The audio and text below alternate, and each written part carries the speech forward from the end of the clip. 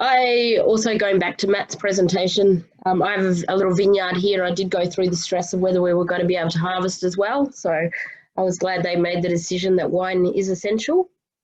But yeah, looking at Kaikoura, back in 2016, as a small rural community, we've gone through the challenge of losing one of our major markets, and that being tourism. And so this is sort of looking at, has that made us more resilient when we face that same challenge again of losing one of our major markets and industries as well, and how that sort of compares with COVID going forward. So when you're looking at resilience, I guess it's looking at some of the key things that make that up, and it's looking at sort of the mindset, looking at being able to adapt and change, and then also within your economy, of looking at the diversification that exists within the economy to ensure that it is resilient depending on market changes and market forces around the world. So Kaikoura's economy, we're actually in a little bit of a bubble at the moment post-earthquake. We had an influx of people coming here to help with construction and rebuilding of the road and rebuilding of your three waters and so forth as well. So the economic data is a little bit still skewed due to that. But looking at that, our still main three industries at the moment are looking at tourism, which makes up 30% of our GDP. We have then agriculture, forestry and fishing, it's about 20% of it. And then construction, which is a big influencer in that bubble, is at 12.5 at the moment. And that is expected to drop down in December when the road works finish. And so you will probably see a higher reliance back on in our GDP on tourism and the agriculture side of it as well. But when looking at tourism, it is probably one of our largest employers here. And that's a challenge going forward for Kaikoura. But it's also interesting when you look at the breakdown of international versus domestic. Kaikoura has always looked at or seen as a heavily international, but part of our makeup and expenditure is also on the domestic side as well, with about 48% being domestic. And so please bear with me, I do have the flu at the moment as well. So I do sound a bit scratchy. So when the earthquake hit, it was in our peak season, and over the summer we saw a 60% loss, which is basically the equivalent of losing our whole international market or expenditure going through, as we saw from the last stats. So we've experienced that loss of market coming through.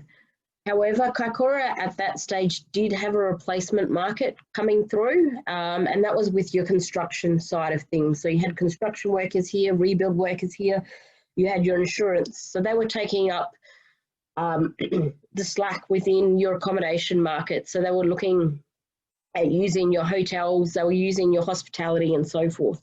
And so that's different to what we're experiencing now. I mean, we are lucky in the sense that we do have carry on from the earthquake with the construction still happening here and those services of the accommodation and hospitality still being used. And the big difference being that this also was really only affected for the top of the South Island on a regular basis compared to what we're facing now, which is a national and international, which places it sort of in a different situation again. So when looking at COVID versus the earthquake was immediate impact. It affected everybody at the same time.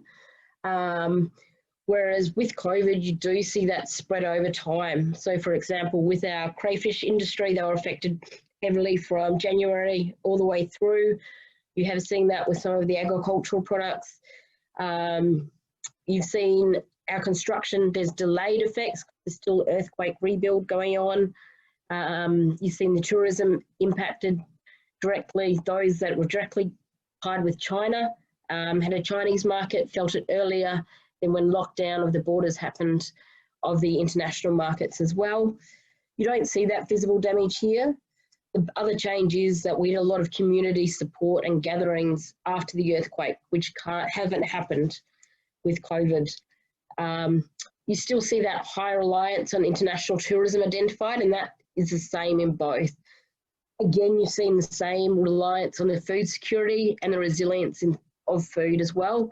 I mean, after the earthquake, we had huge amounts of milk having to be dumped because it couldn't get out due to the road closures. The same with stock that was due to go out as well. And it highlighted that we don't actually have the ability to process those within Kaikoura. And going through the COVID, you've seen some of the same challenges. The food here becoming a higher priority again with focus on buying local. But again, it's highlighted that we've lost a lot of those industries of fish processing and meat processing and so forth. And all of that's done outside of Kaikoura. So I guess when it looked at the mindset, I mean, Kaikoura did have advantages compared to other communities in Kaikoura that we had been through it. So we had looked at how we work together as a community to overcome some of the challenges, particularly when you look at the loss of market. So our hospitality industry is still working very closely with our construction industry. We have 300 workers that go out to our restaurants each night, and that started during the earthquake. Obviously, that didn't happen during lockdown, but once we got to level 2, that all kicked back in. So there is a regular market, still be able to go and use our hospitality facilities here. You also had sector groups that were used to working together. So your accommodation sector used to discuss things, your retail were used to discussing. So we had those networks already built up. You also had your businesses focused on the ability to adapt and change. And so many of them had already gone online and looked at how they could operate online after the earthquake. What they hadn't taken into account was a disaster occurring that would impact the national markets and international markets as well. So whether you still then had that supply chain going ahead. Under the earthquake, there was a lot more focus on working together and collaboration with non-competition focus. However, that's probably struggled to see come through as much with COVID as well, just because people have been operating in isolation.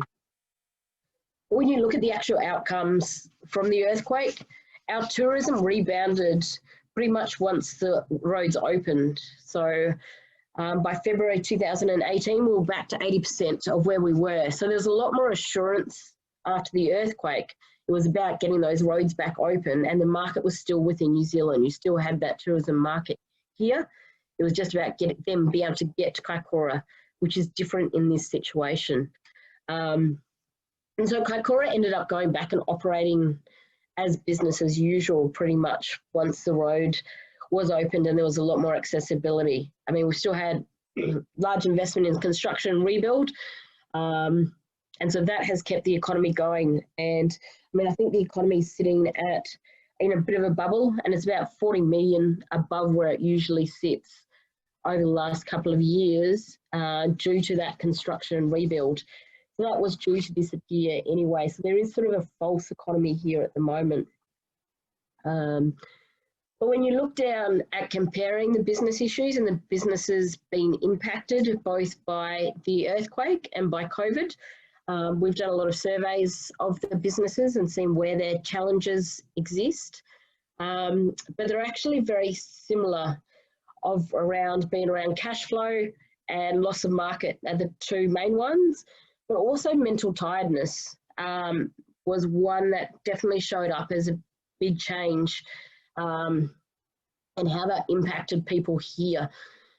So while people have the ability to adapt and change, they were used to having to work out their cash flow challenges and ready and willing to look at how they replace that lost market.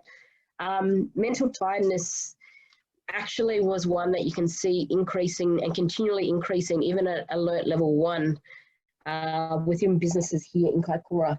And it's that build-on effect of looking at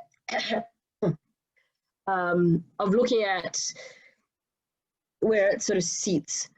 So, I mean, if you look at mental tiredness during the earthquake, it sort of went up and down a little bit and was at a lot lower level. We see when it came in at COVID-19, it started at a high level and has continued to increase. And that's just building upon that previous experience. It's also not having that option to get together. You are in social isolation. You are running your business in isolation compared to what it was after the earthquake when people could immediately get together. That couldn't happen with COVID. It's also looking at the continued uncertainty, and it's global versus local. Under the earthquake, it was very localised, and so you could find a workaround, but it's actually a global uncertainty here. So that mental tiredness is continuing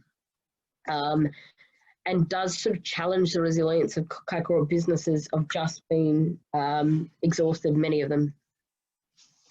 But when looking at adapting and changing and operating at level 1, most of our businesses have recognised that they do need to continue and adapt and change, and that will continually on the continued changing environment that we operate in. So if we're going between alert levels, but it's also depending on what's happening on the international market. 24% of our businesses, however, are looking at just operating as usual, and that comes down to a lot of your essential services here and continue to operate as normal and not impacted as much on a daily basis by COVID. And so they aren't having to make as many strategy changes. We're looking at about 6% of businesses are expecting to close, and then a number of businesses still looking to make staff redundant as well. So we're looking at adapting and changing. I mean, it's really looking at what that replacement market is. So it's looking at what that domestic market is. How do we actually capitalise on the domestic tourist market and the business and conference market as well. It's also looking at new ways of operating. A number of our businesses have gone to apps, particularly in regards to food delivery services and focus on supporting local. However, the challenge is there still needs to be a dramatic mind shift focus. Because I know that when everyone was in lockdown, we thought a lot more about sustainability, slowing life down, using the car less. However, once you go back into that frame and coming out of the different alert levels, it's very easy just to go back of how we continually operated and focusing on the easy industries such as tourism and how we continue to look at that. Kaikoura has a strong focus on tourism, and it plays a very strong role in the top of the south in their marketing mix and also in New Zealand's marketing mix as well. So there's a lot of strong advocacy for tourism and how we continue to support that here, which comes to the detriment at times of diversification support and how we actually look at the diversification of industries that may need to happen in Kaikoura to ensure that we continue to have a resilient economy going forward. And so this comes back when you're looking at that high reliance on international tourism and looking at your food security and resilience as well. And these are the same things that we see between COVID and the earthquake. As I sort of said, Kaikoura has lost its meat processing plants, fish processing, cheese, and so forth. And we actually are very reliant on that. So there are opportunities of actually how as a community we bring those back and shorten the supply chain and actually capitalise on some of those. I mean, the challenge has always been for Kaikoura, you can't actually get crayfish in Kaikoura. And so maybe it's really looking at how that model works when we looked at the challenges of the international market on the supply chains with crayfish at the moment of not actually having the international client base and how we can look at that locally as well. So is Kaikoura more resilient through the earthquakes? I mean, I think our businesses were better prepared. They had looked at what their cash flow is. They had set that aside. They did have contingencies and continuity plans in place, and they had built up those industry relationships and had a good understanding of the funding mechanisms by the government, which released a lot of stress of understanding how the wage subsidy and those sort of things work. But COVID is very different, and it is a national and global challenge rather than just a localised challenge.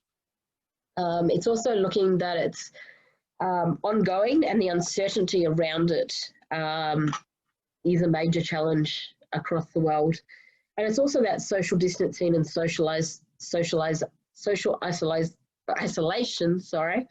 that does make it difficult when you're looking at the mental well-being and the resilience of our business owners here.